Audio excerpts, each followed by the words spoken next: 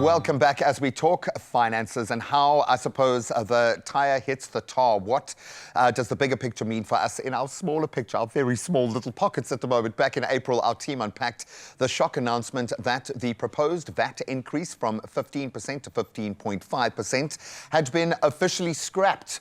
Now, that reversal, hailed by many as a win for consumer relief at least, came after mounting political pressure and court intervention, in fact. But just 3 weeks later, South Africans are being handed a new challenge in the form of Budget 3.0. I have not done a deep dive, and I cannot wait to find out more. The revised version of the national budget isn't just a tweak.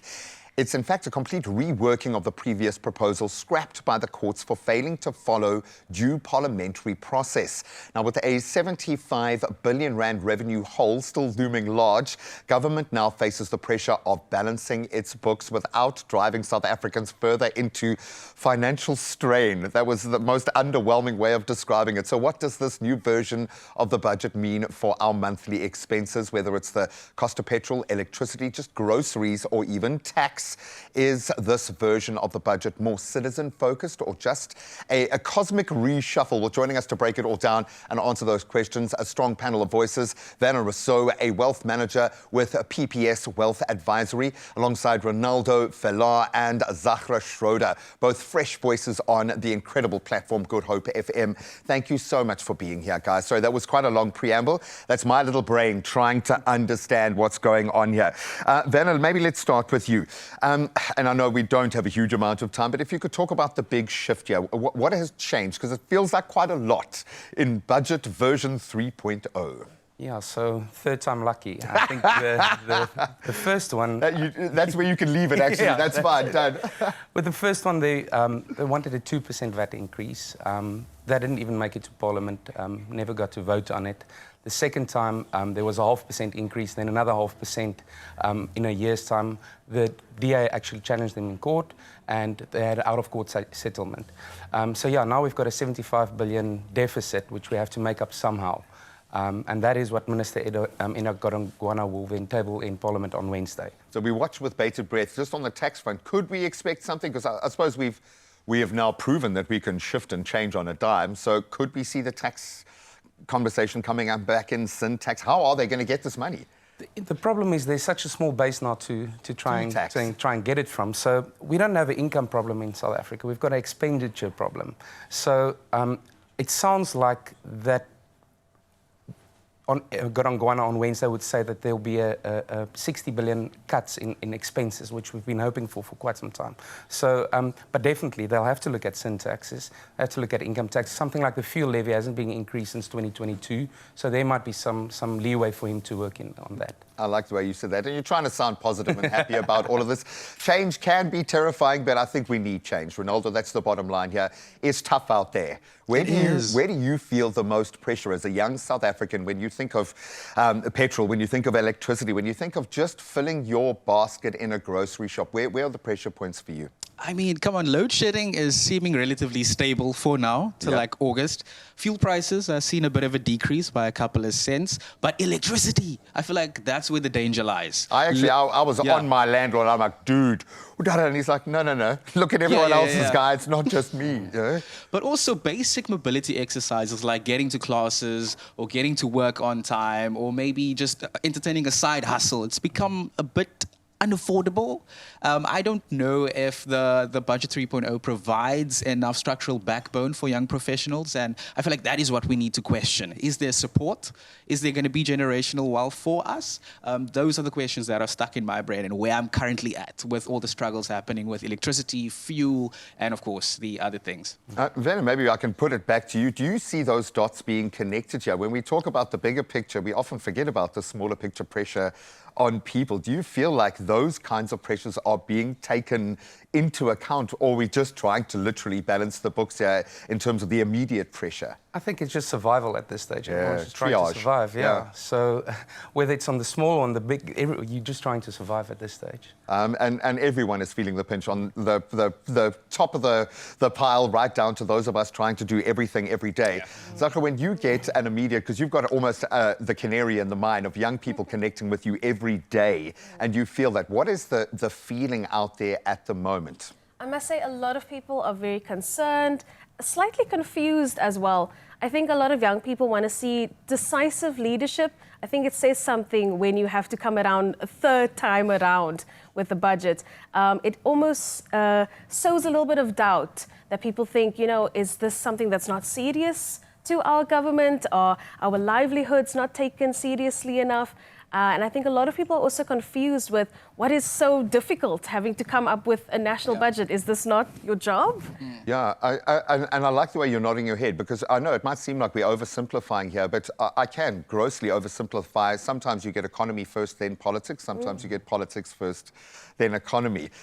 How does this feel to you? Does this feel like there could be a positive shift coming if we get through this gateway in the right way? Yeah, the lines are very blurred between politics and economy, like you say. Yeah, I think in the short term, if we can just, in the short term at least, there's some relief with the VAT increase not happening. But we have to close those gaps somehow in the long term. So in the short term, less stressed, but I'm worried about the long term. That's what we have to start thinking about. So, Ronaldo, this says to me then we need maybe more agency to start looking after ourselves. What does that look like to you? How do you motivate yourself set against this kind of economic backdrop, if you will? So much focus on young South Africans being the heart and soul driving business. Yes. Where does that motivation come from, though, when you aren't seeing the overarching kind of protection or matrix being created for you? I mean, I think it's just knowing and carrying the notion that if the budget tightens at the top, it normally trickles down harshly to the youth. But then you should know, change your mind. It is now the time to become financially literate, a bit more vocal about what you need, and a bit more innovative, because I feel like the world is your oyster. We can literally do anything. So that is how I feel, and that is the notion that's sitting in my center, you know? Yeah. Zachary, you've often got to kind of create the emotional conversation around this, and money, as you would understand, whether you have $1 billion in the bank or nothing, or maybe you're missing $1 billion, it's an emotional equation, very much so. What kind of conversation do you lead when speaking about finances at the moment? What do you want to say to other young South Africans that might be feeling despondent about maybe the uncertainty, let's call it? I think the most difficult thing for a lot of young people is that we oftentimes work very, very hard for our money. We do. Sometimes we sacrifice our weekends, our holidays, our public holidays, just to earn that little bit of extra. And sometimes we feel like we deserve to splurge on ourselves. But this isn't the time also to forgo your needs. Now we need to be frugal fun.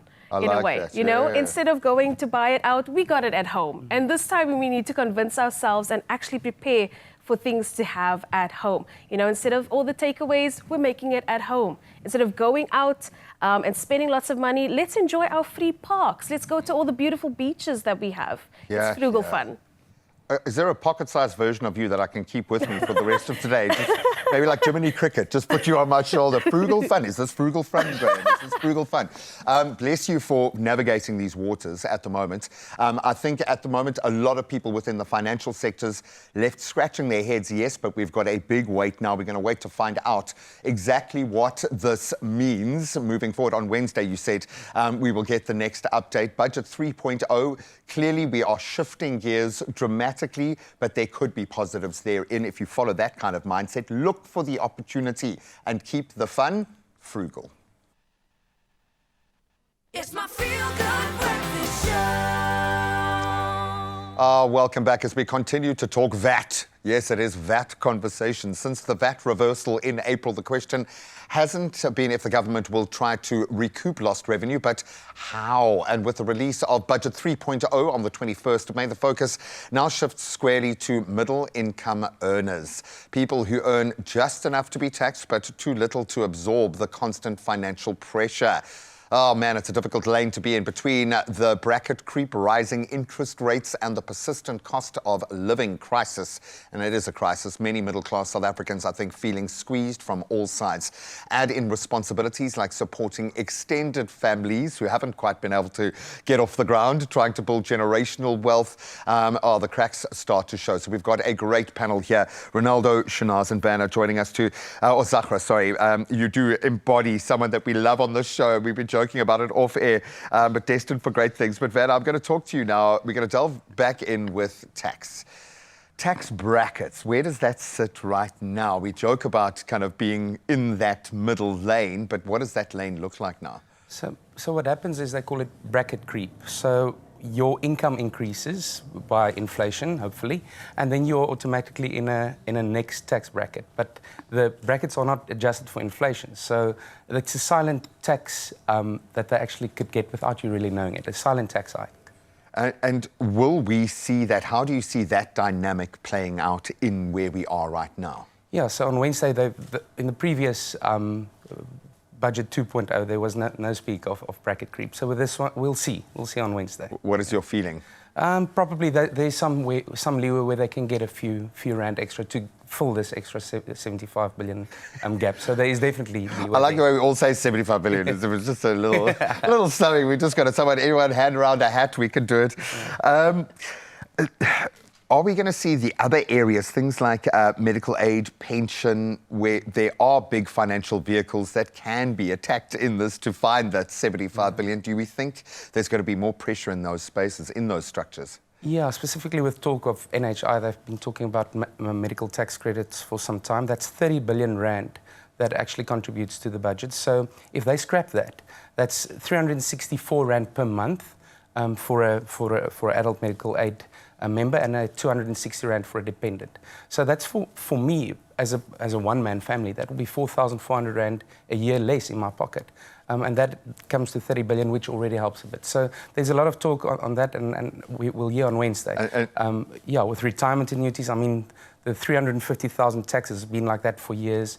Like I said earlier, the fuel levies hasn't been increased since 2022. So there is scope in these smaller taxes. And I think you will see the shake-up across the board in that. So brace yourself, prepare yourself. Ronaldo, yes. Feeding off what we were talking about a moment ago, when there are so many barriers set for you before you've, all due respect, really started your financial journey, how is this affecting young professionals? Is this do we stay at home for the first 10 years of our young professional life? Like, what does it look like now to be able to deal with the cost, the inflation, the lack of support financially? How demotivating is that when you're trying to start your financial journey? I feel like you're speaking to my soul. I'm living the story. But I think that many young professionals is going or navigating a path what I can call a financial identity crisis. I mean, there's bracket creep for people that earn above the tax threshold, but then there's debt repayments for young professionals needing debt, to buy other things as well. But those... To study. Yes, it's becoming brutally expensive.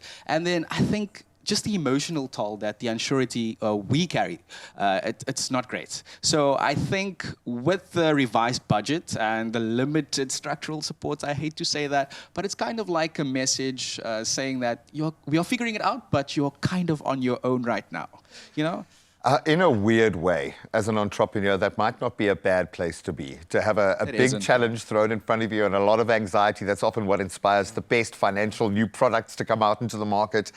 Zachary, you seem to have a really balanced view on life. And I love what you said about our frugal fund, but that speaks to the fact that you have now taken responsibility for your situation. You're not waiting for your parents or someone else to send that message. So how does your budgeting look? It's one thing to say, I'm going to make good decisions in the moment, but you need a structure.